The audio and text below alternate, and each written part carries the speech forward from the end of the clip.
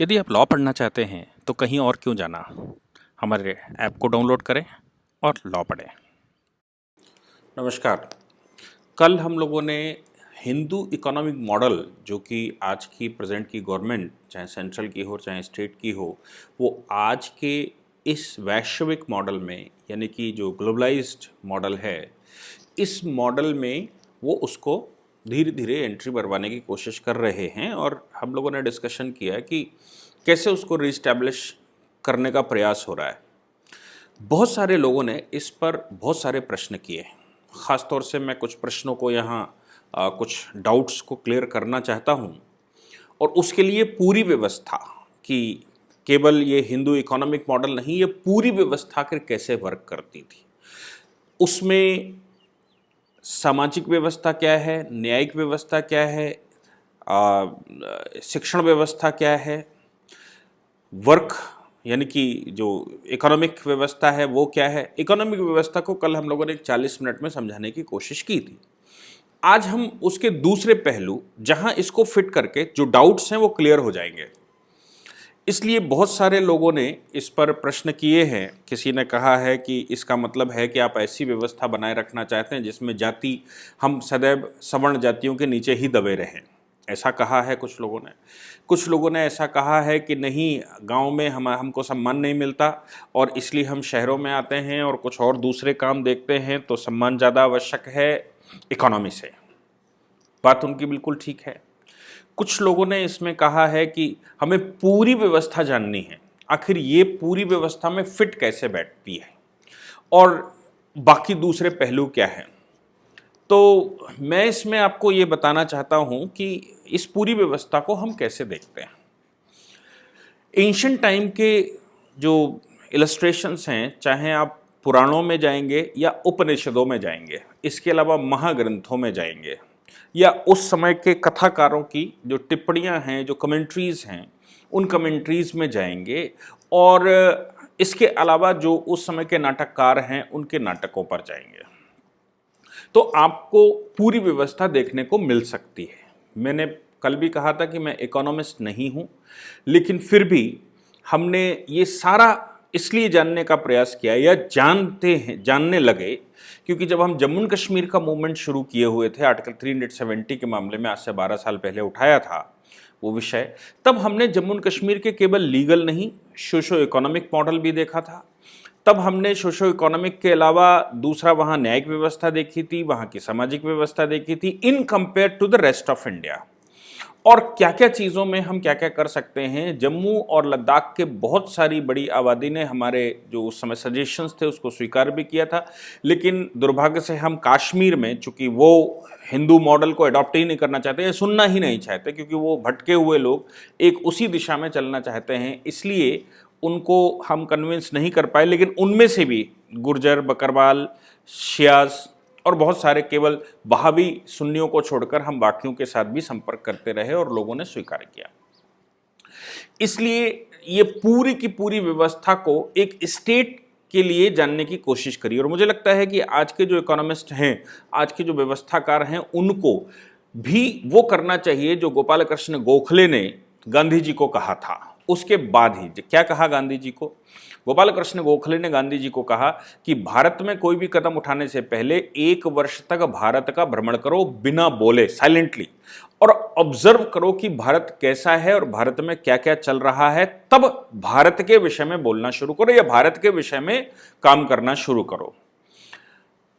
आज के सारे लेजिस्लेटर्स को ये चाहिए कि जो भी हम लेजिस्लेटर बिठाएं वो पहले भारत समझें, और भारत को समझे बगैर ना ही वो जुडिशरी में बैठें, ना ही वो लेजिस्लेशन में बैठें, ना ही वो किसी इंस्टीट्यूट में बैठें। ये जो कॉलेज की किताबें हैं उनको पढ़कर कोई स्पेशलिस्ट नहीं बन सकता जब तक कि वो भारत को नहीं समझेगा। हमने समझने का प्रयास किया, जैसा भी अच्छा और ख़राब हम समझ पाए। हम आ जाते हैं उस व्यवस्था पर जिस पर लोगों ने पहले कहा कि हमको जाति में आप बांधे रखना चाहते हैं और आप जाति व्यवस्था से बाहर नहीं निकलने देना चाहते। कल के लेक्चर को अगर हम लोगों ने सावधानी से सुना होगा तो मैंने उसमें ये कहा कि जो कर्म व्यवस्था है, यानी कि कास्ट इन इकोनॉमिक्स और कास्ट इन पॉलिटिक्स ये दो अलग अलग बातें। दुर्भाग्य से हम कास्ट इन इकोनॉमिक्स से बाहर निकल आए और कास्ट इन पॉलिटिक्स के चक्कर में फंस गए। ये बात, चूंकि डॉक्टर अंबेडकर भी एक इकोनॉमिस्ट के साथ साथ एक लॉयर थे और बहुत सारे विषयों के जानकार थे, इसलिए मुझे लगता है उनकी भी ये चिंता रही और इसीलिए उन्होंने पार्लियामेंट में जिस समय रिजर्वेशन की बात आ रही थी आर्टिकल 16 में, आज का आर्टिकल 16 है, उस समय का आर्टिकल 10 इनेबल हुआ करता था, तब उन्होंने उनसे जब प्रपोज किया पार्लियामेंट में कि जातियों को रिजर्वेशन दिया जाए, तो डॉक्टर अंबेडकर ने साफ मना कर दिया। उन्होंने कहा जातियों को रिजर्वेशन नहीं देना चाहिए, मैं किसी भी जाति को परमानेंटली बांध कर नहीं रखने देना चाहता। अगर जातियों को रिजर्वेशन दिया जाएगा तो फिर जातियां बंध जाएंगी और वो कभी भी जाति मूवमेंट से बाहर नहीं निकल पाएंगी। मानसिक रूप से वो जाति उनके दिमाग में बैठ जाएगी और मानसिक रूप से वो पिछड़े हो जाएंगे। तो जिन लोगों को भी ये लगता है कि नहीं हमको जातियों से बाहर नहीं निकलने देना चाहते, मुझे लगता है कि वो पीड़ित हैं, जातिवाद से पीड़ित हैं। जातिवाद दूसरे कम और स्वयं में ज्यादा आपको हीन भावना पैदा करता है। मैंने उस दिन भी कहा था, जैसे जैसे आपको कास्ट इकोनॉमिक्स से बाहर निकाला गया और ये वैश्विक या हम कम्युनिस्ट मॉडल पर गए या हम इंपीरियलिस्ट मॉडल पर गए, जैसे जैसे हम उस मॉडल्स पर जाते रहे वैसे वैसे पॉलिटिक्स एंट्री मारती रही और इन लोगों ने इन जाति जो व्यवसाय हैं, इन व्यवसायों में जाति पॉलिटिक्स कर दी और हीन भावना पैदा कर दी। और मुझे लगता है कि वो 1000 वर्ष हो गए हैं लगभग हीन भावना से, इसलिए हम उसे बाहर नहीं निकल पाए। तो डॉक्टर अंबेडकर ने कहा कि जाति व्यवस्था से बाहर निकलना पड़ेगा। इसलिए उन्होंने कहा कि हम किसी भी जाति का नाम नहीं लिखेंगे, हम एक शेड्यूल बनाएंगे, एक अनुसूची बनाएंगे।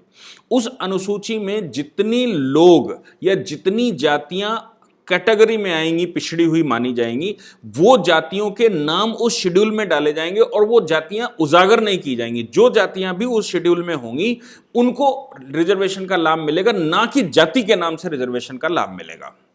इसलिए वो शेड्यूल कास्ट का एक पेडोरम और शेड्यूल ट्राइब्स का एक पेडोरम, एक अलग से शेड्यूल बनाए गए, अनुसूचियां बनाएंगी और उनमें डाला गया, ताकि आफ्टरऑल पता लगे ये अनुसूचित जातियां हैं।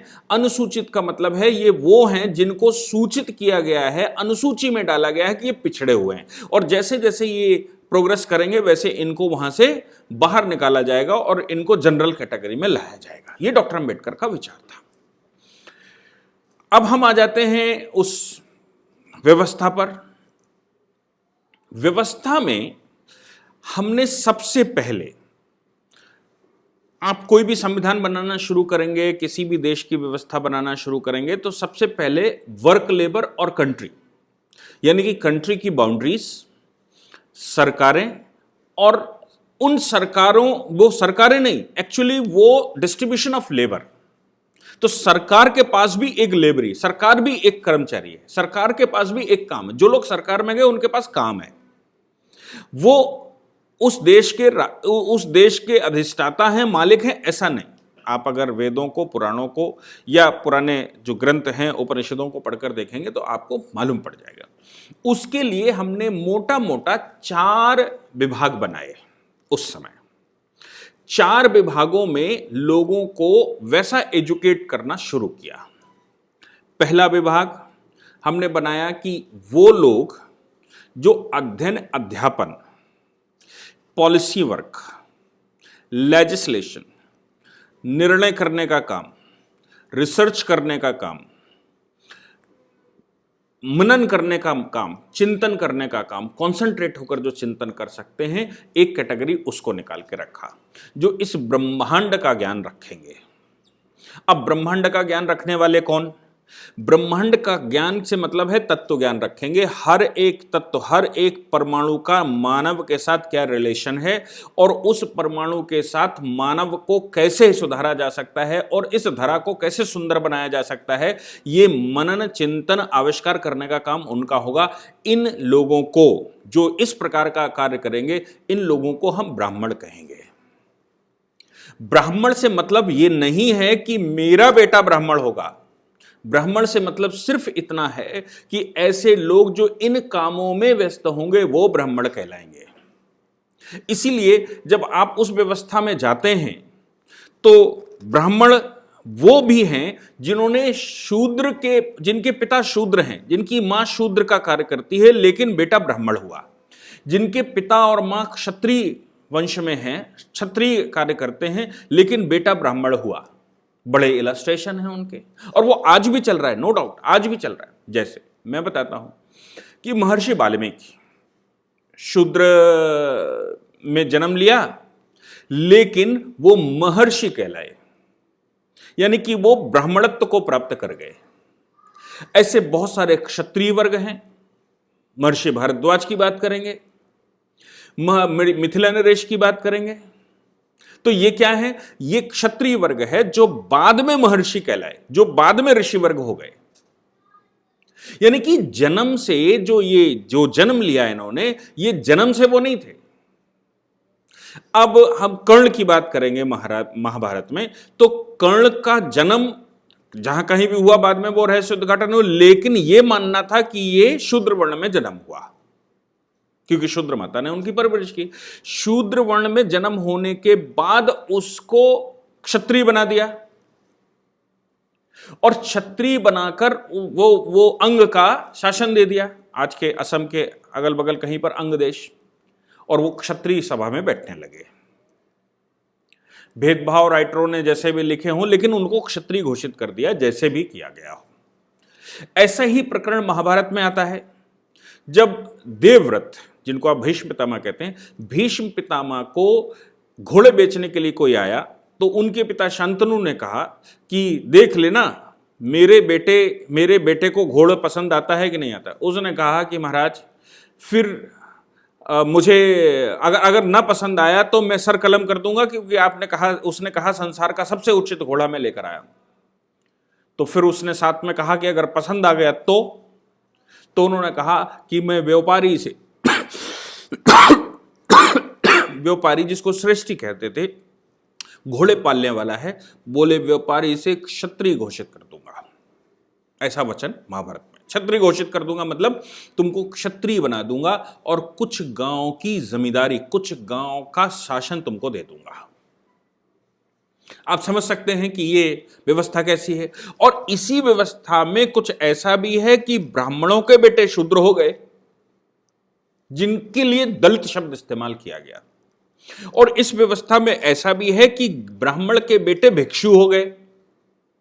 आप सभी किताबों में पढ़ते होंगे, ज्यादातर उसमें है कि एक गरीब ब्राह्मण एक गांव में रहता था, भिक्षा मांगकर अपना काम चलाता था। आप दुनिया भर की ये जो रिलीजियस किताबें हैं व्रत वाली, उनमें पढ़ेंगे तो वहीं से शुरू था। एक गरीब ब्राह्मण था जो ये ब्राह्मण एक्चुअली नहीं था, ये कर्म से ब्राह्मण नहीं है, इसने अपने वर्ण छोड़ा नहीं, और न छोड़ने की वजह से ये दरिद्र हो गया। तो हम उसमें पढ़ते हैं एक दरिद्र ब्राह्मण था। दरिद्र से मतलब ऐसा ब्राह्मण जो अपने आप को ब्राह्मण कहता है किंतु उसके पास वो गुण नहीं है, भले ही वो कर्मकांडी हो गया हो। तो एक वर्ण ये हो गया। दूसरा वर्ण हमने उस समय व्यवस्था में बनाकर रखा कि क्षत्रिय वर्ण है। अब क्षत्रिय वर्ण में क्या काम करेगा? क्षत्रिय का कार्य प्रशासन, यानी कि गवर्नमेंट, जो आज का गवर्नमेंट है, आज की गवर्नमेंट, क्षत्रिय का काम है प्रशासन करना, और प्रशासन के साथ साथ रक्षा करना। जो व्यक्ति भी प्रशासनिक रूप से इसमें आएगा और जो व्यक्ति भी रक्षा के क्षेत्र में जाएगा, मिलिट्री में भर्ती होगा, जो सिक्योरिटी फोर्सेस में भर्ती होगा, जो इस तरह का कार्य करेगा, जो व्यवस्था बनाने का कार्य करेगा, व्यवस्थित रखने के लिए कोर्सिव पावर का इस्तेमाल करेगा, दंडात्मक शक्तियों का इस्तेमाल करेगा, दंड देने की शक्तियों का इस्तेमाल करेगा, वो क्षत्रिय कहलाएगा। वो किसी भी जाति का हो सकता है। जैसा मैंने कहा, शांतनु ने कहा कि मैं तुमको क्षत्रिय घोषित कर दूंगा अगर घोड़ा तुम्हारा अच्छा निकला तो। लेकिन मैं उसको नहीं मानता, वो केवल कहने की बात है। मैं इसलिए नहीं मानता क्योंकि उसका कर्म व्यापारी का है, वो कर्म से क्षत्रिय नहीं है, वो व्यवस्था से क्षत्रिय नहीं। उसको वो कह रहे क्षत्रिय घोषित कर दूंगा। राजा अपनी डिस्क्रिशनरी पावर का इस्तेमाल करेगा जो अव्यवस्था होगी। आगे इस वर्ग को हम सिखाएंगे कैसे आयुधों का इस्तेमाल किया जाता है, कैसे शस्त्रों का इस्तेमाल किया जाता है, शासन व्यवस्था कैसे चलाई जाती है, शासन में कैसे व्यवस्था बनाई जाती है, टैक्स का कलेक्शन कैसे किया जाता है, सिक्योरिटी फोर्सेस कैसे बनती हैं और तमाम तरह के कार्य। तो इसका पूरा काम, इससे कहां उसका जन्म हुआ इससे तात्पर्य नहीं है। हर एक व्यक्ति उस समय की अगर क्षत्रिय व्यवस्था में हम देखेंगे तो हर परिवार में क्षत्रिय पैदा होता है जो देश के लिए लड़ेगा, देश के लिए काम करेगा। उस व्यवस्था में आप चले जाते हैं अगर गुरु गोविंद सिंह जी के पास, तो गुरु गोविंद सिंह जी ने उस समय हिंदू समाज से आह्वान किया कि मुगलों के खिलाफ लड़ने के लिए हमको फौज की जरूरत है। सारे परिवारों का यह दायित्व बनता है कि अपने वो बेटे जो देश रक्षा के लिए आगे आ सकते हैं वो हमारे साथ आ जाएं। परिवारों ने अपने बेटे भेजे।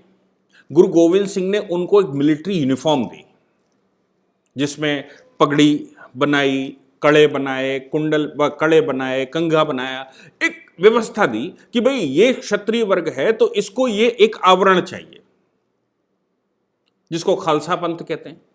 एक आवरण दिया, उस आवरण के को धारण करने के बाद उनको क्षत्रिय बनाने के बाद, वो किसी भी परिवार से आया हो उसको क्षत्रिय बनाने के बाद उसके नाम के आगे सिंह लिखा और उसकी पत्नी के नाम के आगे कौर लिखा। ये शेरनी है, ये शेर है और शेर और शेरनी का काम अब रक्षा करना है, इस जंगल की रक्षा करना है, हिंदुस्तान की रक्षा करना है। इस हिंदुस्तान के खिलाफ जो मुगलों ने व्यवस्था भंग करने के लिए पूरी शक्ति लगा रखी है, उस व्यवस्था भंग के खिलाफ हमको युद्ध करना है। पूरे देश के हिंदू समाज के एक एक परिवार ने ऐसे दिए। भारत सरकार ने, आज की भारत सरकार ने अभी घोषणाएं की जिन व्यवस्थाओं में हमने टेम्परेरी फोर्सेस की व्यवस्था की कि कोई भी व्यक्ति मिलिट्री में भर्ती हो जाए, 3 वर्ष तक मिलिट्री की सेवा करे और 3 वर्ष तक सेवा करने के बाद उसको सैलरी भी देंगे, स्टाइपेंड देंगे। 3 वर्ष सेवा करने के पश्चात वो अपने घर वापस आएगा, उसको आप पेंशन नहीं देंगे, उसके रोजगार की व्यवस्था के विषय में सोचेंगे, कुछ एक मुश्त अमाउंट देकर उसको छोड़ देंगे, वो अपने परिवार में जाकर कार्य कर सकता है। इस 3 साल की व्यवस्था, आज की गवर्नमेंट ने जो 3 साल ट्रेनिंग की व्यवस्था के लिए आगे इनिशिएट किया है, ये 20 लाख करोड़ के पैकेज में भी ये बात आई है, उस व्यवस्था के पीछे उद्देश्य ये होगा कि जो हमारी पुरानी व्यवस्था थी जिसमें परिवारों से वो व्यक्ति जो सेना का कार्य कर सकता है, जो क्षत्रिय का कार्य कर सकता है, परिवार से वो व्यक्ति को सेना में भर्ती करना, उसको सैनिक ट्रेनिंग देना, ताकि वो गांव भी अगर वापस जाए तो गांव में वो सशक्त होकर अपने गांव की रक्षा कर सके और जब आवश्यकता हो देश को तो वो देश के लिए सामने आ सके। उस समय की व्यवस्थाओं में ऐसा भी रहा है कि इस प्रकार के सैनिक रहे, कुछ परमानेंट फोर्सेस रखी राजाओं ने और कुछ ऐसी अस्थायी फोर्सेस रखी। परमानेंट फोर्सेस को वो अपने साथ रखता था, जब भी संकट आता था तो ऐसे जो क्षत्रिय उसने घोषित कर रखे थे या जिनको ट्रेनिंग दी जाती थी उनको बुला लिया जाता था। ऐसी एक कॉम्पैक्ट सेना जाकर युद्ध लड़ती थी, बाकी सब अपने घर वापस चले आते थे। देश की रक्षा करने के लिए यदि माओ को बलिदान देना होता था तो वो दिल पहले से अपना मजबूत करती थी और ऐसी घोषणा करती थी कि हम ये करेंगे। देश की रक्षा करने के लिए अगर मेरा एक बेटा चला गया तो कोई ऐसी बात नहीं है, हमारे बाकी बेटों की रक्षा करते हुए चला गया। ये क्षत्रिय व्यवस्था है। इसमें नौकरी पर रखना मतलब परमानेंट काम रखना, तो ये व्यवस्था बनाकर रखेंगे। अगर आप चले जाते हैं अशोक के समय पर तो अशोक रॉक पिलर्स बनाता है और उन पर वो लिखवाता है कि कैसे व्यवस्था चलेगी और क्या होना और क्या नहीं होना। उसको पूरा करने के लिए रज्जुक नाम का एक अधिकारी बिठाता है जो धम्म देखेगा, क्या व्यवस्था धार्मिक रूप से चल रही है, क्या व्यवस्था जो ऑब्जेक्टिव है उस ऑब्जेक्टिव के अकॉर्डिंग चल रही है। वो 14 सूत्री फार्मूला देता है, वो 7 सूत्री फार्मूला देता है और पूरे देश में वो अपनी शिलाएं लगवाता है। यानी कि प्रत्येक व्यक्ति उस संविधान को चलते फिरते चौराहे पर देखे और उस संविधान के अनुरूप कार्य करे। कोई भी व्यवस्था अगर हुई होगी, कोई वहां के प्रशासक ने, वहां के क्षत्रिय वर्ग ने कोई गलत अच्छा निर्णय लिया होगा तो उसको वो धम्म के अनुसार है, यानी कि वो गाइडलाइंस के अनुसार है, ये देखने के लिए रज्जुक नाम का अधिकारी अलग से एक जनपद में बैठता था। यानी कि क्षत्रिय भी जो है, जिसको हम प्रशासन देंगे, वो प्रशासन भी धम्म के अनुसार, उसको हम पहले धर्म कहते हैं, वो धर्म के अनुसार कार्य करता है। ये व्यवस्था हमने देखी उसमें। तीसरा वर्ग जो हमने बनाया उसको, जिसको हम वैश्य वर्ण कहते हैं, वैश्य, इसको श्रेणियों में, कुछ श्रेष्ठी कहते हैं राइटर्स, कुछ श्रेणी कहते हैं, इनको श्रेणियों में बांटा। जैसे क्षत्रियों को भी श्रेणियों में अलग से बांटा, कुछ डायरेक्ट फोर्स, कुछ इनडायरेक्ट फोर्स, कुछ कैजुअल फोर्स, कुछ एडमिनिस्ट्रेशन में, कुछ बॉर्डर पर, कुछ सेना में, ऐसे करके हमने बांटा। वैसे ही एक वैश्य वर्ग है। वैश्य वर्ग क्या करेगा? वैश्य वर्ग का काम है कि वो व्यापारिक व्यवस्था को देखेगा, जो रिक्वायरमेंट्स हैं उनको देखेगा। देश में प्रोडक्टिविटी कैसे हो, प्रोडक्शन कैसे हो और उसकी सप्लाई चेन कैसी हो, इसका काम उस वैश्य वर्ग का है। इस वैश्य में एग्रीकल्चरिस्ट भी आता है, जो खेती करता है वो भी वैश्य कहलाता है। और इस वैश्य वर्ग में बाकी श्रेणियां आती हैं। बाकी श्रेष्ठियां कैसी आती हैं? बाकी श्रेष्ठियां आती हैं जो कल का हमने हिंदू इकोनॉमिक मॉडल आपको बताया था पिछले लेक्चर में, उस हिंदू इकोनॉमिक मॉडल के अनुरूप भारतवर्ष में एक 2800 प्रकार के कार्य या 3000 प्रकार के अप्रॉक्सीमेटली कार्य, उन कार्यों को जातियों में विभाजित करना, यानी कि कास्ट इकोनॉमिक्स। ये सारा वैश्य वर्ग है, कास्ट इकोनॉमिक्स है। कास्ट इकोनॉमिक्स मतलब कुछ परिवार डेवलप हो गए, उन परिवारों के कुछ व्यवसाय हैं, स्किल्स लेंगे वो, यानी कि स्किल बेस्ड काम करेंगे। आज के जो इस समय की इंडस्ट्री है 70 to 80% फेक इंडस्ट्री है। स्किल्स की जरूरत नहीं है, बोल अच्छा लेता हो, पैसे निकालने की प्लानिंग अच्छी कर लेता हो, एक दूसरे का इससे उसको और उससे उसको। जैसे पीछे एक व्यवस्था चली कुछ 15-20 साल पहले कि आप 4000 रुपए जमा करिए, 4 सदस्य बनाइए, एक सदस्य बनाने पर 1000 आपको वापस मिल जाएगा, 4 सदस्य अगर आप बना लेंगे तो आपके 4000 वापस मिल जाएंगे।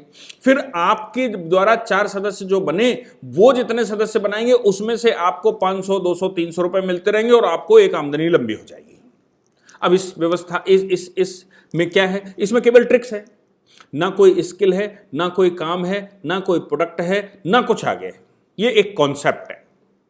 उस कॉन्सेप्ट के बेस पर पैसे निकालने की व्यवस्था लोगों ने सोच ली, और लालची समाज ने यह सोच लिया कि अरे हमारा तो पैसा वापस आ जाएगा, 4 लोगों को सदस्य बना लेना है, फिर वो 4 जो बनाएंगे उसमें से कुछ हमको मिलता रहेगा, मेरी आमदनी का एक साधन निकल आएगा।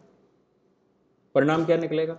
कुछ समय वो व्यवस्था चली, लेकिन समाज में जैसे जैसे लोगों को पता लगा वैसे वैसे समाज ने हाथ पीछे खींच लिया, लोगों का पैसा डूब गया। बिटकॉइन ऐसे चल गया, जिसको क्रिप्टो करेंसी कहते हैं। क्रिप्टो करेंसी में भी हवा में ही सारे काम होते रहे, नथिंग एल्स। शेयर मार्केट चल गया, हवा में ही सारे काम होते हैं कि पैसा, शेयर मार्केट गिर गया तो न्यूज चैनल कहना शुरू करते हैं 5 लाख करोड़ डूब गया आज, और शेयर मार्केट उठ गया तो न्यूज चैनल कहना शुरू करते हैं 10 लाख करोड़ की आमदनी होगी। अरे भाई 10 लाख करोड़ की आमदनी हो गई या 5 लाख करोड़ डूब गया या 50 लाख करोड़ डूब गया, ये सब हवा में ही है ना, केवल मन का धन कि ये मेरे पास बैंक में अकाउंट में है। लेकिन स्किल बेस्ड जो लेबर है वो आज भी वैसी है, उसके ऊपर कोई शेयर मार्केट का प्रभाव नहीं पड़ा। ये एक अलग वर्ग निकल पड़ा जिसने ये मार्केट बनाकर पैसा है कि नहीं है ये सब व्यवस्था सोचनी शुरू कर दी। ऐसे ही जो ओरिजिनल व्यवस्था है उसमें ऐसी व्यवस्था नहीं है। ओरिजिनल व्यवस्था में हमने उसको श्रेणियों में बांटा। ये वैश्य वर्ग है जिसको श्रेणियों में बांटा। वो लोहार का काम करता है, वो बढ़ई का काम करता है, वो नाई का काम करता है, ये सारे वर्ग हैं। वो कृषि का काम करता है, वो कृषि के और काम करता है। ये वैश्य वर्ग है जो देश भर में हमने बनाकर रखा और इसकी श्रेणियां बनाकर रखी। इन श्रेणियों के रिप्रेजेंटेटिव बनाकर रखे। वो रिप्रेजेंटेटिव वहां हाउस में मेंबरशिप लेते थे। चौथा वर्ग हमने बनाया जिसको शूद्र वर्ग कहा गया। शूद्र से मतलब सिर्फ इतना है, शूद्र का मतलब ये नहीं है कि वो अछूत है। अगर आप पुरानी व्यवस्था में जाएंगे, शूद्र का मतलब ये उसके पास कोई स्पेशल स्किल्स नहीं है, ना ही उसके पास ब्राह्मण की स्किल है, ना ही उसके पास क्षत्रिय का शौर्य है, और ना ही उसको व्यापार करने के लिए स्किल डेवलप हो गई। तो ऐसा वर्ग निकलेगा जो इन तीनों में से कहीं फिट नहीं हो पाता, उसको हम फेंक तो नहीं देंगे। इन परिवारों में से इन्हीं परिवारों में से जो ऐसा वर्ग निकलेगा जिसके पास अपनी कोई स्किल इन तीनों में से नहीं होगी, उसको हम शूद्र वर्ग कहेंगे, यानी कि लेबर क्लास कहेंगे, या आज का सर्विस क्लास कह लीजिए। तो लेबर क्लास या सर्विस क्लास का काम यह होगा कि जो उससे कहा जाए वो उतना करेगा, उसके पास अपना मस्तिष्क, क्रिएटिव माइंड नहीं लगाएगा। सर्वेंट की डेफिनेशन अगर आप पढ़ेंगे तो दुनिया भर के डेफिनेशन, सर्वेंट की डेफिनेशन खासतौर से लेबर लॉज में मिलती है। सर्वेंट की डेफिनेशन खासतौर से हमको टॉट में मिलती है। रिस्पॉन्सिबिलिटी जब हम लेकर आते हैं कि भैया इसमें रिस्पॉन्सिबिलिटी किसकी है, तो कहते हैं रिस्पोंडेंट सुपीरियर, जिसके लिए काम किया जा रहा हो वो सुपीरियर है, उसकी रिस्पॉन्सिबिलिटी बनती है। हम एजेंसी पढ़ते हैं तो एजेंसी में जो एजेंट रहता है उसकी रिस्पॉन्सिबिलिटी है कि उसके ओनर की रिस्पॉन्सिबिलिटी है। ये सब रिस्पॉन्सिबिलिटी तय करते समय हम सर्वेंट की डेफिनेशन पढ़ते हैं, और सर्वेंट की डेफिनेशन रिस्पॉन्सिबिलिटी तय करते समय यह होती है कि servant is not responsible for any of his work, the master is responsible for each and everything. हम वहां पर पाते हैं कि ये जो सर्वेंट है, ये जो जिसको आज हम शूद्र कहते थे, बात पहले शूद्र कहते थे, आज सर्वेंट कहते हैं या सर्विस क्लास कहते हैं, इसकी कोई रिस्पॉन्सिबिलिटी नहीं होगी चाहे कोई कार्य खराब भी हो जाए तो। रिस्पॉन्सिबिलिटी उसकी होगी जो कार्य करवा रहा है। क्यों? क्योंकि सर्वेंट की परिभाषा यह है कि servant will work on the direction of his master, he will not use his own mind. वो अपने मस्तिष्क का इस्तेमाल नहीं करेगा, वो सिर्फ उससे जो मास्टर कहेगा, उसका जो मालिक कहेगा या उसको दिशा निर्देश करने वाला जो कहेगा, सिर्फ वो कार्य करेगा। इसलिए उसकी कोई रिस्पॉन्सिबिलिटी नहीं होगी। अगर किसी अन्य के प्रति कोई गलत हो गया तो उसकी रिस्पॉन्सिबिलिटी नहीं होगी, वो कॉम्पनसेशन नहीं देगा। कॉम्पनसेशन देने वाला वो होगा जो उससे कार्य करवा रहा है। ऐसे वर्ग को जो किसी भी स्किल में डेवलप नहीं हो सकता, उसको हमने शूद्र कहा, लेबर क्लास। अब जिसको हमने शूद्र कहा उसको अछूत नहीं कहा, लेकिन अगर एपिडेमिक के टाइम की बात करेंगे, जैसा पीछे से बहुत सारी रिसर्चें आ रही कि हर 100 वर्ष में लगभग इस तरह का एक एपिडेमिक आता है, जैसा कोरोना चल रहा है, तो हमने ऐसे वर्ग को जो सर्विस क्लास है, जो सिर्फ और सिर्फ कहने पर कार्य करता है और कोई निकृष्ट काम, सफाई का और काम करता है, जो बार बार इधर से उधर जाता है, ट्रांसपोर्टेशन का काम करता है और इनमें इंगेज रहता है, इसको नहीं छूना। क्यों? क्योंकि इसके साथ बैक्टीरिया वायरस हो सकता है। इसीलिए कुछ ग्रंथों ने कहा कि जहां पर शूद्र स्नान कर रहा हो, उस पानी के बहते हुए दिशा में 8 मील तक किसी अन्य को स्नान नहीं करना चाहिए, क्योंकि बैक्टीरिया वायरस, नदी का अपना स्वभाव है कि वो 8 मील में कुछ भी उसमें डाला जाए उसको वो साइड लगा देता है और उसको मार देता है। ये उसका स्वभाव है नदी का। तो ये जो नहाएगा और बैक्टीरिया वायरस लेकर गया बहती नदी में, तो इस नदी में जो बैक्टीरिया वायरस छोड़ेगा वो आगे 8 किलोमीटर तक, 8 माइल तक समाप्त हो जाएगा। उसके बाद पानी फिर फ्रेश हो जाएगा। लेकिन ऐसा नहीं कहा कि ये शूद्र नदी में स्नान नहीं करेगा। स्नान करने की व्यवस्था है। अगर उसको अछूत मानते तो उसको नदी में नहीं घुसने देते। बाद में ये डिग्रेडेशन आया, जैसे जैसे हम इन ओरिजिनल व्यवस्थाओं से अनभिज्ञ होते चले गए, इनसे हम टूटते चले गए और इसमें पॉलिटिक्स घुस गई, वैसे वैसे हम इस अछूत मॉडल पर आ गए।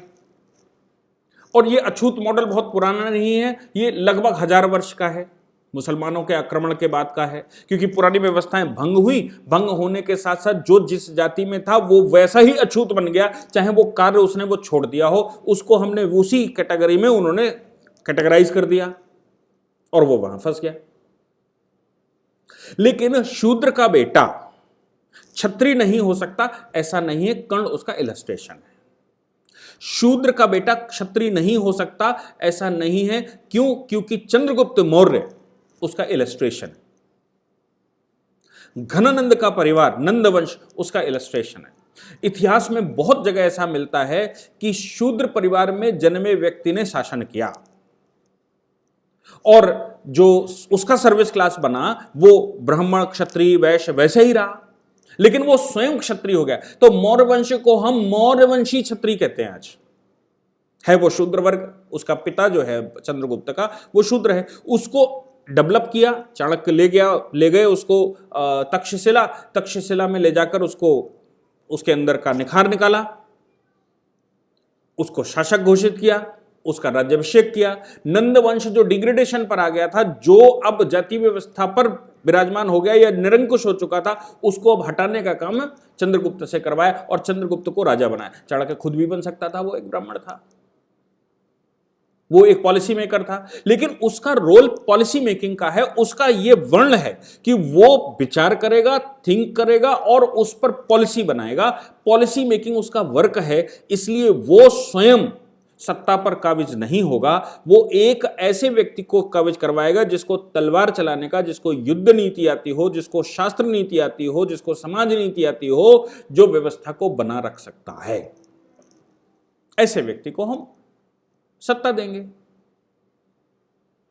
इसलिए शूद्र वर्ग अछूत है ऐसा बिल्कुल नहीं है। साउथ में आप जाएंगे तो चूंकि शूद्र वर्ण वर्ग जो है वो लेबर क्लास है और अछूत ना हो जाए, लोग उसको अछूत ना मान लें, इसलिए मंदिर की पहली नींव जब रखी तो पेरियार जाति से रखवाते थे, या इसी अछूत, जिसको आप अछूत कहते हैं या जिसको आप शूद्र कहते हैं, उससे ईंट रखवाते थे, ताकि पूरे समाज को यह मैसेज जा सके कि देखिए ये अछूत नहीं है। जिस मंदिर का निर्माण, जिस मंदिर में इसको जाने के लिए शूद्र का कार्य करते हुए इस मंदिर में जाने के लिए इसको रोका गया है, इस मंदिर का निर्माण इसने ही किया है, ये अछूत नहीं है। ये क्लियर मैसेज है कि समाज में कोई अछूत नहीं रहेगा। इसीलिए अब ये जो व्यवस्थाएं हमने बना ली, चाहे वो ब्राह्मण की, क्षत्रिय की, वैश्य की, शूद्र की, इन व्यवस्थाओं में सब कुछ देखना है। अब हम लोग आ जाते हैं राज्य की व्यवस्था पर कि क्या एजुकेशन नहीं चाहिए थी, या केवल स्किल, जो कुछ लोगों ने लिखा कि केवल स्किल बेस्ड पर अगर आप कहना चाहते हैं, पारिवारिक व्यापार के बारे में कहना चाहते हैं, तो क्या उसको एजुकेशन नहीं चाहिए? नहीं, ऐसा नहीं। शिक्षा का मतलब व्यवसायिक शिक्षा नहीं है। व्यवसाय तो जाति से मिलेगा, जाति से मतलब व्यवसायिक जाति होगी, जो वैश्य वर्ग है। और व्यवसायिक जाति में जब कहता हूं तो मैं कहता हूं कास्ट इकोनॉमिक्स, तो उसको स्किल तो वहां से मिलेगी, लेकिन वो समाज को किस दृष्टि से देखे, इसके लिए उसको एजुकेट होना पड़ेगा। वो गुरुकुल व्यवस्था में जाए, वो बड़े गुरुकुल में जाए, छोटे गुरुकुल में जाए, जिस स्तर तक वो एजुकेट हो सकता है उस स्तर तक एजुकेट करेंगे। और इसके बाद भी अगर वो क्विट करना चाहता है, अपनी जो उसकी कास्ट इकोनॉमिक्स है वहां से वो अगर हटना चाहता है तो वो हट सकता है, और उसके लिए उसका सर्टिफिकेशन होगा। और हटकर कहां जाएगा? वो वहां से हटेगा तो हटने के बाद वो कुछ काम दूसरा करेगा। इसलिए शूद्र को क्षत्रिय, क्षत्रिय को शूद्र, शूद्र को ब्राह्मण, जैसा मैंने कहा कि महर्षि वाल्मीकि, रैदास, रामदास, कितने सारे नाम हैं जो शूद्र वर्ण में पैदा हुए। पिता शूद्र था, यानी कि पिता सर्विस क्लास था, लेकिन बेटे के पास बुद्धि आ गई, वो स्किल्स थी, उसको माइग्रेट करवाया गया और वो ऋषि कहलाए। उन्होंने रामायण जैसा बड़ा ग्रंथ लिखा, राम को चरितार्थ किया। आज उन महर्षि वाल्मीकि की रामायण में वो शूद्र वर्ग, वो वर्ग जो अपने आप को आज भी शूद्र समझता है जाति की वजह से, वो उस पर क्वेश्चन करने लगा है। हकीकत यह है कि वो जाति से शूद्र हो सकता, वो अपने आप को शूद्र मान सकता है। डॉक्टर अंबेडकर कहते हैं वो शूद्र है नहीं, पढ़ गया है, और पुरानी व्यवस्था में भी अगर वो एजुकेट हो गया है तो वो शास्त्री जो लोग लगाते हैं, जैसे लाल बहादुर शास्त्री जी की बात करें तो वो जन्म से ब्राह्मण नहीं है, शास्त्री सरनेम लगाते हैं, उनकी जो स्किल्स हैं उसकी वजह से वो शास्त्री लगाते हैं। आवश्यक नहीं है। विवेकानंद जी कितने बड़े संत हुए, लेकिन विवेकानंद जी ब्राह्मणों के संतान नहीं है। आज भी भारतवर्ष में जो साधु है उसकी जाति नहीं पूछते, वो कौन सी जाति से आया। वो एक बार समाज के लिए समर्पित हो गया, वो एक बार भ्रमण के लिए निकल पड़ा, वो एक बार ईश्वर भक्ति में निकल पड़ा, अब हम उसकी जाति नहीं पूछते। तो वो व्यवस्था आज भी है, अपभ्रंश है, भ्रंश हो गया उसका, वो टूटी फूटी रहेगी, लेकिन व्यवस्था आज भी है। अब एजुकेशन कैसे? सबको एजुकेट किया जाएगा। कैसे पता लगे कि वो एजुकेट किए गए या नहीं किए गए? इसके लिए भारत में गोत्र व्यवस्था शुरू हुई। तो आपने देखा होगा सभी जातियों में गोत्र मिलता है। जैसे मैं एक गोत्र की बात करूं, भारद्वाज। भारद्वाज जी एक राजा थे, राजा के बाद ऋषि हुए, ऋषि के बाद विद्यालय खोला, गुरुकुल व्यवस्था शुरू की, पढ़ाना लिखाना शुरू किया। इस ऋषि वर्ग ने के संपर्क में जितने लोग आए, इन चारों वर्णों, इन तीनों वर्णों में से या चारों वर्णों में से उनको जो शिक्षित किया गया, उस शिक्षा की वजह से उनको एलुमनी, जैसे आज भी आईआईटी के एलुमनी कुछ कहते हैं, इस कॉलेज के एलुमनी मैं हूं, मैं उस कॉलेज के प्रोडक्ट हैं। ये आप विदेशों में जाएंगे तो लोग आईआईटी से एक साथ अपना ग्रुप बनाए हुए हैं, कुछ अलग अलग विद्यालय के लोग, कुछ यूनिवर्सिटीज के लोग अपने ग्रुप्स बनाए हुए हैं।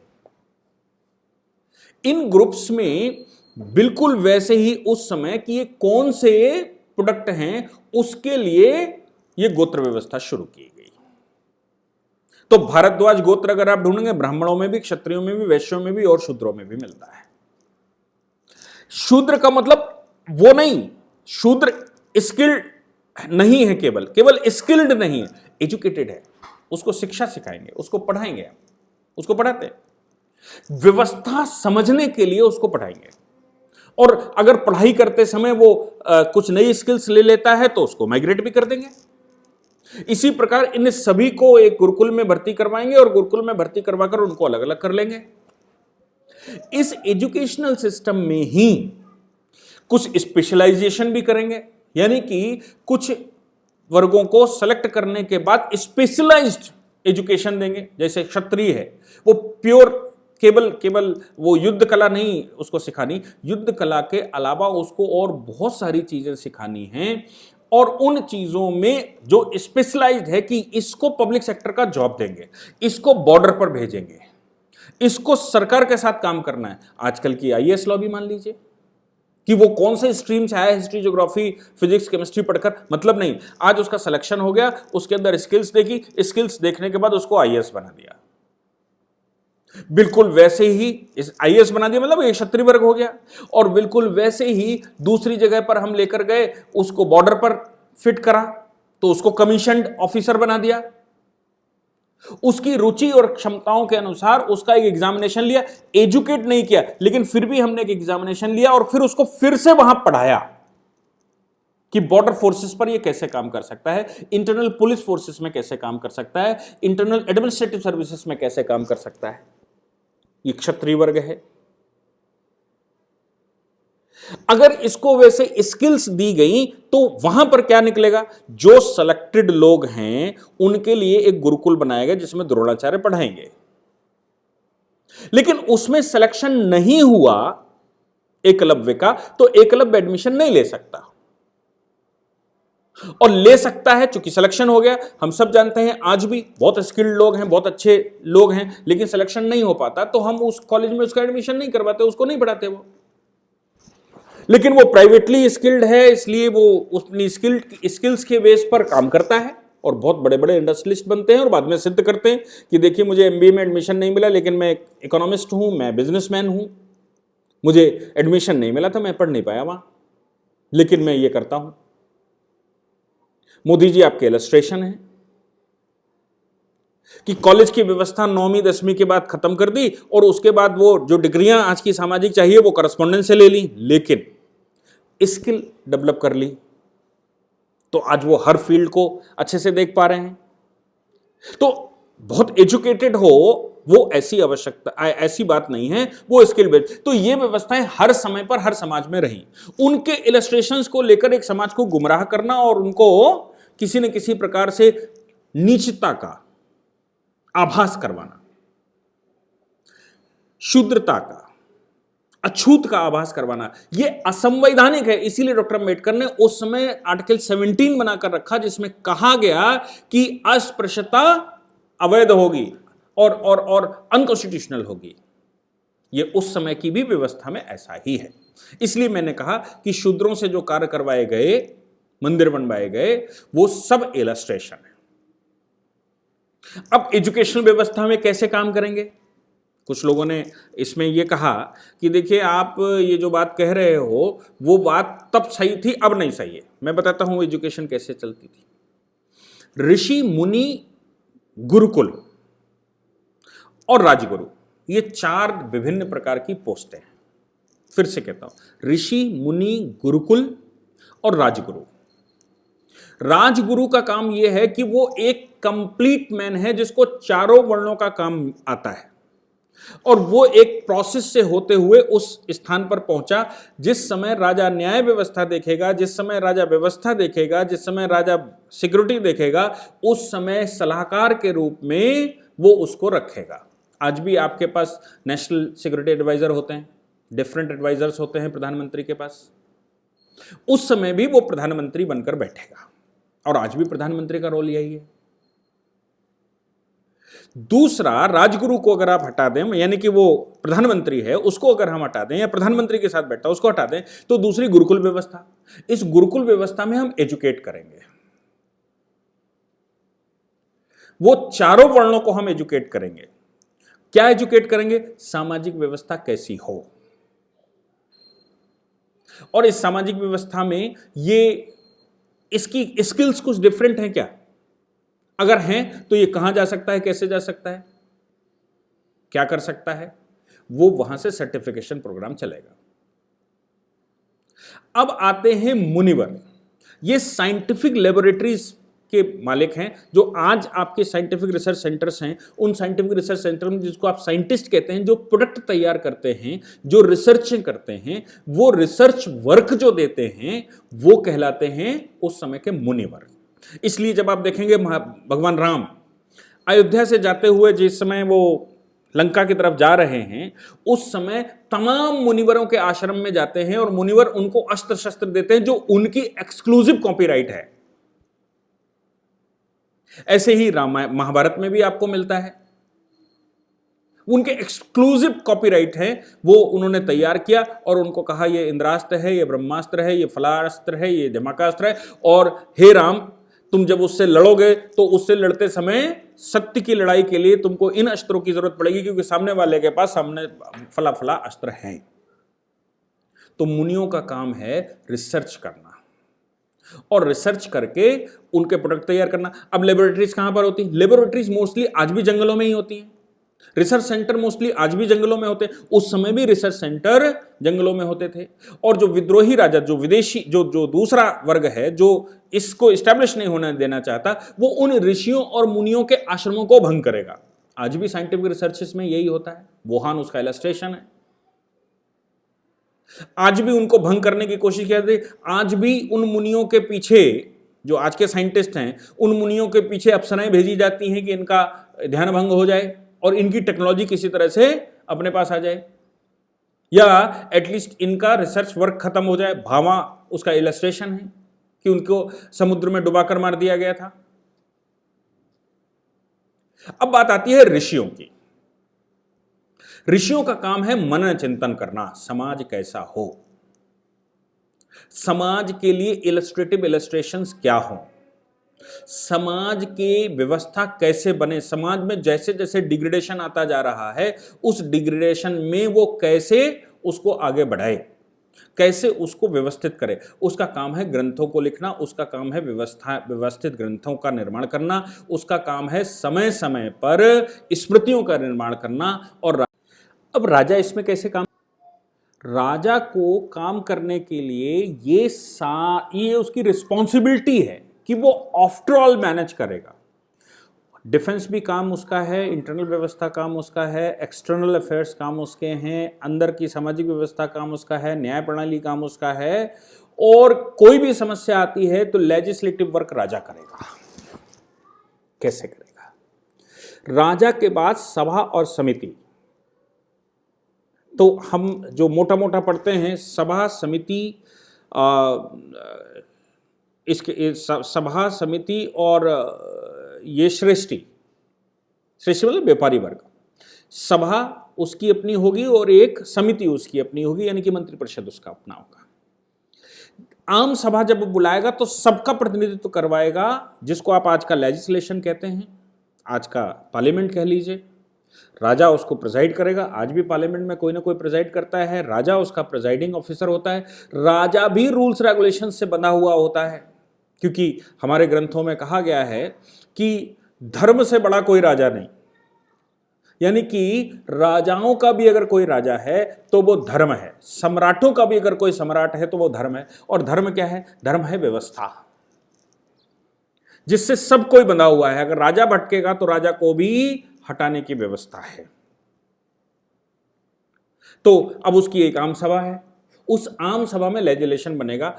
अगर किसी श्रेष्ठी वर्ग की कोई समस्या है तो वो आम सभा में बुलाएगा, आम सभा में बुलाने के पश्चात वो निर्णय करेगा, आम सभा में निर्णय करेगा, उसकी बात सुनेगा, उसका मतलब रिप्रेजेंटेशन जो कर रहा होगा वो होगा। बाकी देश के श्रेष्ठी वर्ग, जो ये व्यापारी वर्ग या जो जिसको हम कास्ट इकोनॉमिक वर्क पर्सन कहते हैं, ये सारे वहां पर आएंगे, अपनी बात कहेंगे। राजा उस समय सबकी सलाह लेंगे, राजा सबसे बात करने के पश्चात ये निर्णय ले लेगा कि इस पर क्या फाइनल होगा, और वहां से वो रूल बन जाएंगे, ऐसे कानून बनते रहेंगे।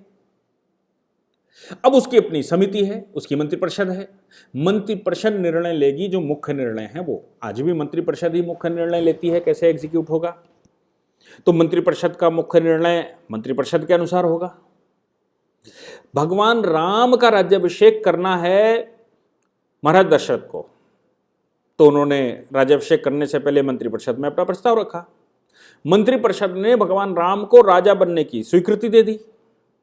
जब मंत्रिपरिषद ने स्वीकृति दे दी तो उन्होंने घोषणा कर दी कल राज्याभिषेक होगा, यानी कि कल शपथ ग्रहण समारोह होगा, जो आजकल होता है। लेकिन मां की इच्छा समझकर राजा को, भगवान राम को भी अधिकार है कि वो पद न लें। उन्होंने छोड़ दिया, चल दिए जंगल में, बेसिक राइट्स हैं उनके।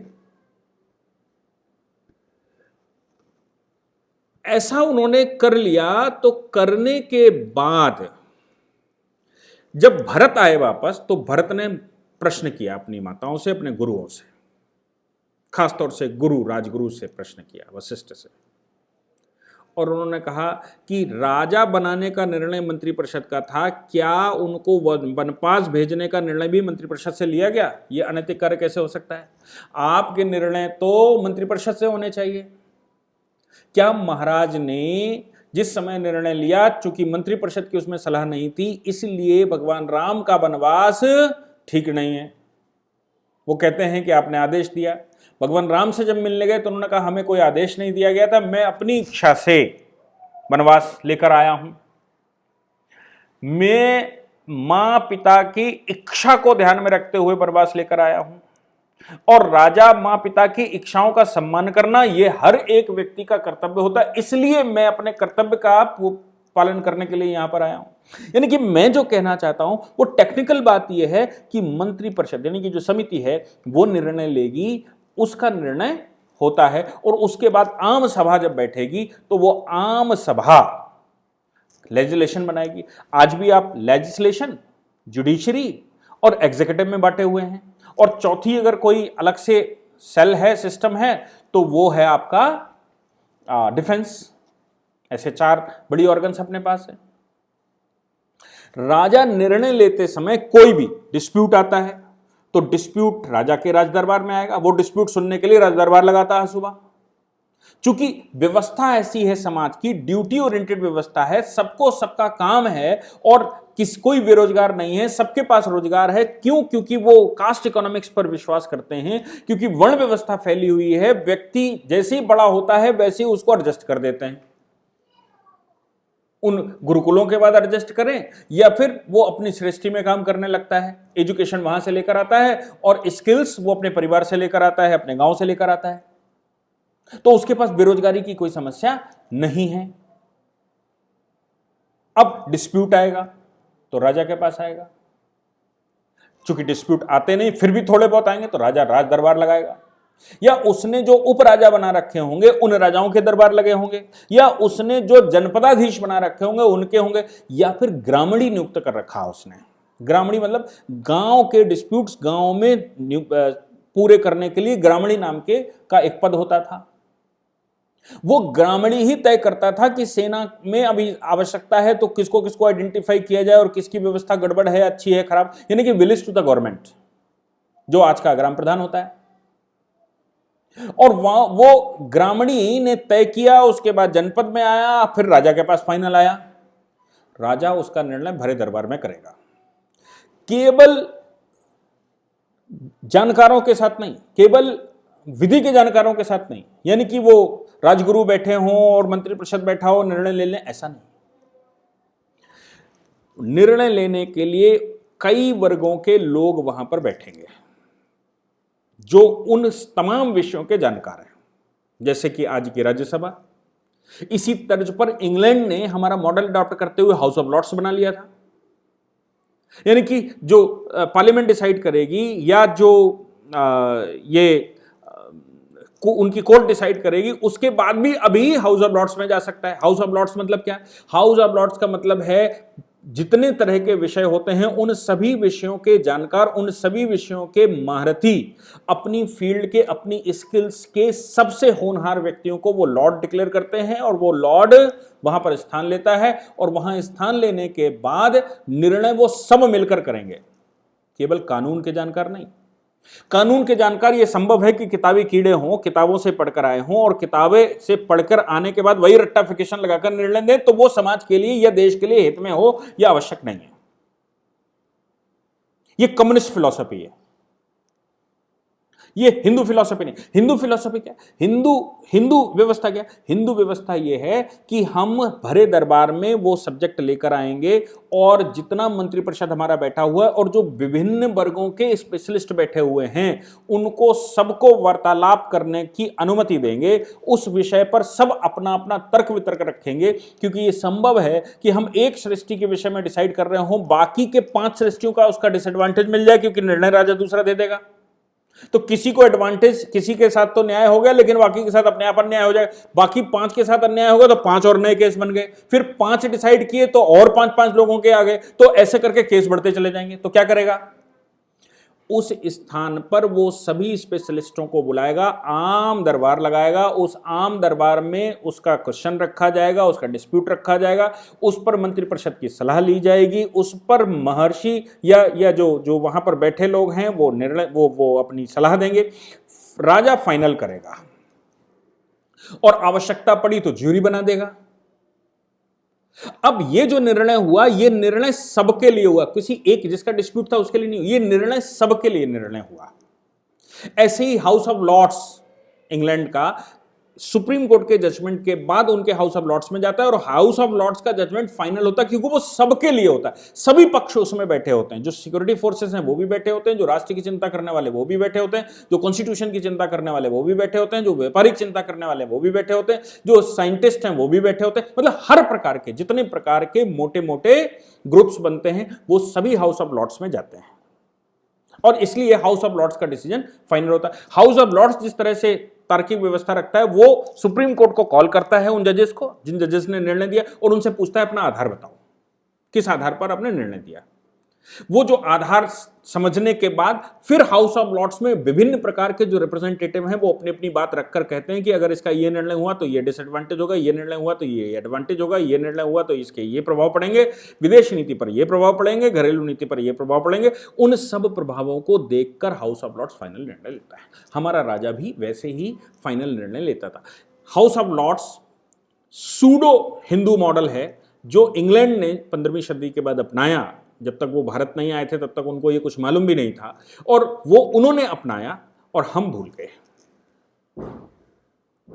हमने राज्यसभा बनाई तो, लेकिन राज्यसभा को कितनी पावर्स दी और राज्यसभा के निर्णय कैसे होंगे वो बड़ा विषय है, उनके सिलेक्शन कैसे होंगे वो बड़ा विषय है। हम स्पेशलिस्टों को वहां नहीं बिठाते। जबकि उस समय की न्याय व्यवस्था में क्या था कि जो कोर्ट है, जो ग्रामणी है जिसने निर्णय लिया, या जो जनपद का न्यायाधीश है जिसने निर्णय लिया, या जो दंड अधिकारी है जिसने निर्णय लिया, वो सब उपस्थित होंगे राजा के दरबार में।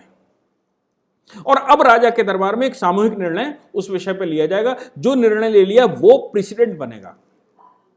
वो केस लॉ बनेगा। अब उन सभी को उसी पर फॉलो करना है। किसी के लिए उस पर पूरा बहुत एडवांटेज मिल रहा होगा, किसी को कम एडवांटेज मिल रहा होगा, किसी को उससे हो सकता है नुकसान हो रहा होगा, लेकिन एजुकेशन व्यवस्था ऐसी है कि ये बताया गया कि नहीं, ये राष्ट्र तुम्हारा है, इस राष्ट्र के हित में यह निर्णय है, इसलिए अगर तुम्हारा 19-20 नुकसान भी हो रहा है तो भी बर्दाश्त करना चाहिए। राजा का निर्णय फाइनल हो चुका और राजा स्वयं में अकेले निर्णय नहीं लेगा।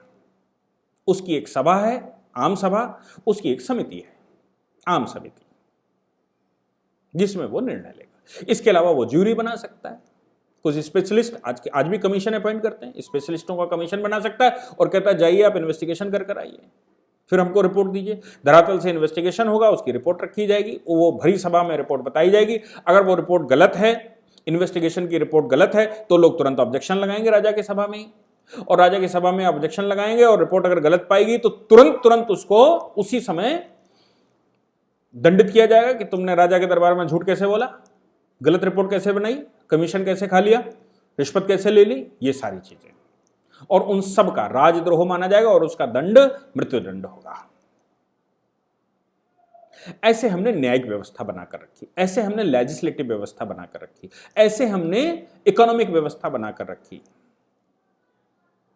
और अब इन व्यवस्था, ये तो व्यवस्था सामान्य काल में चलेगी, लेकिन जब इमरजेंसी आएगी तो इमरजेंसी में हमने सबने, चाहे वो सृष्टि वर्ग क्यों ना हो, यदि धन की आवश्यकता पड़ेगी तो वो व्यापारिक वर्ग पूरा पेमेंट करेगा, सरकार की पूरी मदद करेगा, क्योंकि राष्ट्र है तो व्यापारी है, और राष्ट्र नहीं तो व्यापारी कैसा? राष्ट्र है तो श्रमिक है, राष्ट्र है तो श्रेष्ठी है, राष्ट्र है तो पंडित है, राष्ट्र है तो ब्राह्मण है, राष्ट्र है तो गुरुकुल व्यवस्था है, राष्ट्र है तो ये मुनि व्यवस्था है, साइंटिफिक रिसर्च है। अगर राष्ट्र नहीं है तो ये सारी व्यवस्थाएं खराब हो जाती हैं। अब चूंकि 10वीं सदी के बाद भारत का जो राष्ट्र का कॉन्सेप्ट है, हिंदू कुश से लेकर और हिंद महासागर तक, हिंदू कुश माउंटेन में हिमालय के उस कोने को कहता हूं जो आज पाकिस्तान के कब्जे में है, वो एक बॉर्डर एरिया है, हिंदू कुश से लेकर और हिंद महासागर तक। यहां पर एक और क्लैरिफिकेशन है, बहुत लोगों ने कहा आप हिंदू शब्द ना इस्तेमाल करके सनातन शब्द इस्तेमाल करिए। देखिए, दोनों का मतलब एक ही है। लोगों ने भ्रम में आपसे कहा कि हिंदू शब्द मुसलमानों ने दिया, आपके ग्रंथों में भी हिंदू कुश पर्वत का जिक्र है और हिंदू महासागर का जिक्र है। हिंदू कुश पर्वत से लेकर और हिंद महासागर तक भारत की बाउंड्रीज हैं। ऐसा हिंदू राष्ट्र है। विभिन्न समय पर हम विभिन्न नाम लेते चले गए। इस पर हमको विवाद नहीं करना चाहिए कि इसका नाम आर्यवर्त था, कि इसका नाम द्रविड़ियन वर्ग था, कि इसका नाम जम्बूद्वीप था, कि आप इसको सनातन कहिए, कि आप इसको भारतीय कहिए। ऐसे बहुत सारे अपने अपने थॉट्स हो सकते हैं, और लोगों के ये भी थॉट्स हो सकते हैं कि नहीं, केवल वेदों पर ही चलना चाहिए, बाकी ये मूर्ति पूजा, ये पूजा, वो पूजा, ये सब व्यवस्था गलत है। ये आपसी विवाद हो सकते हैं, ये विवाद नहीं है, ये मतभेद है, मनभेद नहीं है। मनभेद तो एक सामूहिक व्यवस्था में है। मन जो है वो एक सामूहिक व्यवस्था है कि हमें राष्ट्र की चिंता करनी, और मतभेद हो सकता है कि हमें ईश्वर प्राप्ति का साधन कौन सा है, वेदों से करेंगे कि मंदिर से करेंगे, भगवान श्री कृष्ण से करेंगे कि उनसे करेंगे। ये रिलीजन है, ये रिलीजन है। वेद धर्म है, लेकिन वेद ही है सब कुछ, उसके अलावा व्यवहारिकता नहीं है। अपने को यह भी सोचना पड़ेगा कि उन वेदों की व्यवहारिकता क्या है, डिस्प्यूट्स को समाप्त करना या डिस्प्यूट को बढ़ाना। तो वेद के बेस पर डिस्प्यूट बढ़ाना यह भी अवैधिक है। इस पूरी भारत शासन व्यवस्था को हमको समझना पड़ेगा। चुनाव का साधन बदल गया। उस समय चुनाव परिवारों से जो गुरुकुलों में जाते थे वैसे होता था, यह संसाधनों की कमी हो सकती है, जो अपने संपर्क में रहते थे उनको हम उनमें से चुनते थे। आज चुनाव की व्यवस्था दूसरी हो गई है, अच्छी व्यवस्था हो गई है, इलेक्शन होने लगा है, हमको भी वो आमंत्रित करना चाहिए, हमको भी उसका स्वागत करना चाहिए। लेकिन जो इंस्टीट्यूशंस हैं, उन सभी इंस्टीट्यूशंस के लोगों को निर्णय लेते समय राज्यसभा में आना चाहिए, चाहे वो स्थायी सदस्य हो या ना हो। उनके विषय में अगर राज्यसभा में निर्णय हो रहा है, इलेक्शन के विषय में राज्यसभा में निर्णय हो रहा है, तो क्या हम पुराने रिटायर्ड इलेक्शन कमीशन को बुला सकते हैं? क्या हम सिटिंग इलेक्शन कमीशन को बुला सकते हैं और उसको विधि बनाते समय उसका योगदान ले सकते हैं। इसके साथ सुप्रीम कोर्ट के रिप्रेजेंटेटिव हो सकते हैं क्या? हमें यह सोचना चाहिए कि विधि बनाते समय इन सभी को, ताकि कल को जाकर सुप्रीम कोर्ट में वो चैलेंज ना हो। अगर सुप्रीम कोर्ट को कोई दिक्कत है, वो राज्यसभा में उपस्थित है, वो पार्लियामेंट में या थर्ड हाउस बना लीजिए, जो एक कम्युनिटी सभा, आम सभा बना लीजिए, जैसे आज राज्यसभा है या लोकसभा है, उसके बाद एक सभा बनाई जा सकती है जिसको आम सभा कह सकते हैं। उस आम सभा में निर्णय लेते समय इन सभी का रिप्रेजेंटेशन होना चाहिए, ताकि कानून बनने के बाद वो ऐसा ना हो सुप्रीम कोर्ट चैलेंज हो जाए तो मालूम पड़ा कानून बनाया किसी उद्देश्य से, सुप्रीम कोर्ट में 5 साल खिंच गया, उसने स्टे दे दिया, तब तक सरकारें चली गई, दूसरी आई, उसने दूसरा काम करना शुरू कर दिया। हम कब तक इस व्यवस्था में ऐसे भागते रहेंगे? अगर आपको केसेस कम करने हैं कोर्ट में तो आपको यह व्यवस्था अडॉप्ट करनी पड़ेगी। अदरवाइज आप चिल्लाते ही जजेस की संख्या बढ़ाइए, इनकी संख्या बढ़ाइए, उनकी संख्या बढ़ाइए, डिस्प्यूट बहुत बढ़ रहा है। आपके पास एक सर्टिफाइड सिस्टमेटिक पॉलिसी नहीं है। आप आवश्यकता के अनुसार कानून पास करते चले गए। आज ये प्रॉब्लम आई, आपने कानून पास कर दिया, कल को दूसरी प्रॉब्लम आई, आपने दूसरा कानून पास कर दिया, अब 2 कानून लड़ रहे हैं। सुप्रीम कोर्ट के पास मौका है, वो उन कानूनों के बेस पर अटकाए है या अटका है उसमें, क्योंकि उनके पास भी स्ट्रेंथ नहीं है। इस पूरी की पूरी शासन व्यवस्था, पूरे देश की व्यवस्था को क्या हम उस नजर से देख सकते हैं कि भारत समृद्ध था और उस समृद्धता में हमने ऐसे व्यवस्थित करके रखा था और उसमें डिस्प्यूट मिनिमम थे, प्रोग्रेस मैक्सिमम थी, इंपोर्ट मिनिमम था, एक्सपोर्ट मैक्सिमम था, एम्प्लॉयमेंट मैक्सिमम था, अनएम्प्लॉयमेंट 0 था। किसी को भी यह नहीं कि दूसरे के आगे हाथ फैलाना है।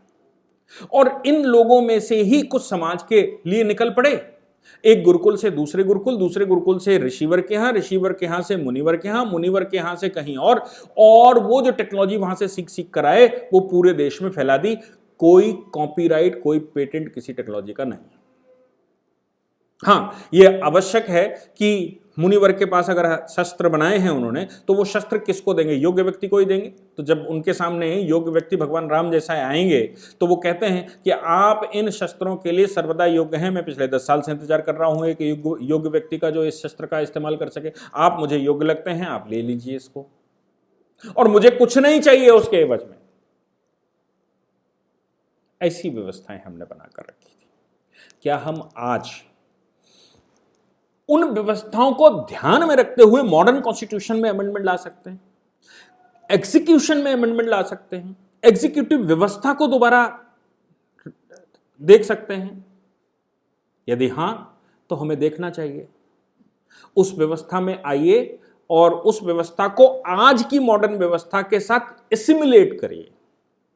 धीरे धीरे, स्टेप बाय स्टेप, एक एक चीज डालना शुरू करिए, एक एक स्टेप लेना शुरू कर दिए। हाँ, ये जो वामपंथी विचारधारा है, जो इंपीरियलिस्ट विचारधारा है, जो ईसा मसीह का मॉडल है, जो खाड़ी का मॉडल है, नो डाउट ये वर्ग जो है उस व्यवस्था को समझ नहीं पाएंगे, क्योंकि ये एक मेढक का समुद्र का मंथन करना है। तो मेढक केवल अपने कुएं को जानता है, वो पूरी व्यवस्था को, धार्मिक व्यवस्था को नहीं जानता है, इसलिए उसका विरोध करना स्वाभाविक है। यदि उसकी चिंता की जाए एक कुएं के मेढक की, तो आप पूरी धरा को धता बता देते हैं, पूरे हिंदुस्तान पर सवाल खड़े कर देते हैं।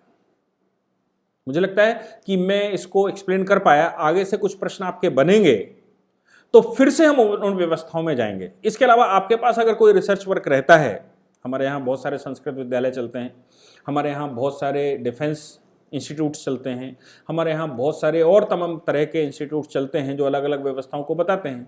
अगर उनके पास कोई रिसर्च रहती है तो हमको प्लीज़ रिसर्च वर्क दीजिए। ये मत कहिए कि ऐसा करना चाहिए, आप इस पर वीडियो बना दीजिए, आप इस पर बोल दीजिए। बहुत सारे लोग लिखते हैं। मैं कहता हूं कि मुझसे काम करवाना है, मेरी टीम से काम करवाना है, तो आप हमको एक बेसिक फंडामेंटल 10-20 पेज का रिसर्च वर्क दीजिए। पहले आप खुद कुछ कर लीजिए, फिर उस पर हम और चीज़ें ढूंढवा कर उसका प्रेजेंटेशन करने की कोशिश करें। लेकिन जब तक आप कुछ नहीं करेंगे तब आपको कहने का अधिकार नहीं है कि आप इस पर वीडियो बना दीजिए, कि इस पर बोल दीजिए, कि इस पर। मैं कोई वीडियो बनाने वाला यूट्यूबर नहीं हूं जिसको वीडियो चलानी हो। हम पॉलिसी मेकर्स हैं, पॉलिसी मेकर्स के साथ काम करते रहे हैं, काम कर रहे हैं। हम देश की उन विषम समस्याओं के पिछले 12 साल से 13 साल से काम कर रहे हैं, जिन समस्याओं का निजात अब आना शुरू हुआ है। घर में बैठकर चिंतन करना, ग्रंथों को पढ़ना, कैसे ग्रंथ पढ़ते हैं वो मैं आपको दिखाता हूं। ये देखिए, ये हमारी लाइब्रेरी है। ऐसी एक बड़ी लाइब्रेरी, ये तो मिनिमम लाइब्रेरी हमने बनाई है, ऐसी एक बड़ी लाइब्रेरी हम छत पर ऊपर एक रूम है उसमें बनाए पड़े हैं, जिसमें हजारों प्रकार की पुस्तकें हैं। जब अपने को प्रश्न आते हैं तो हम उनमें जाकर ढूंढने की कोशिश करते हैं, हमारी टीम ढूंढने की कोशिश करते हैं। एक अलग से ऑफिस बना रखा है जो टीम इन विषयों पर काम करती है। तो आप पहले बेसिक वर्क हमको करके भेजिए, फिर हम इसको और एनालाइज करेंगे, तब हम कुछ कहने के लायक होंगे। अदरवाइज मेरा कहना उचित नहीं होगा। नमस्कार।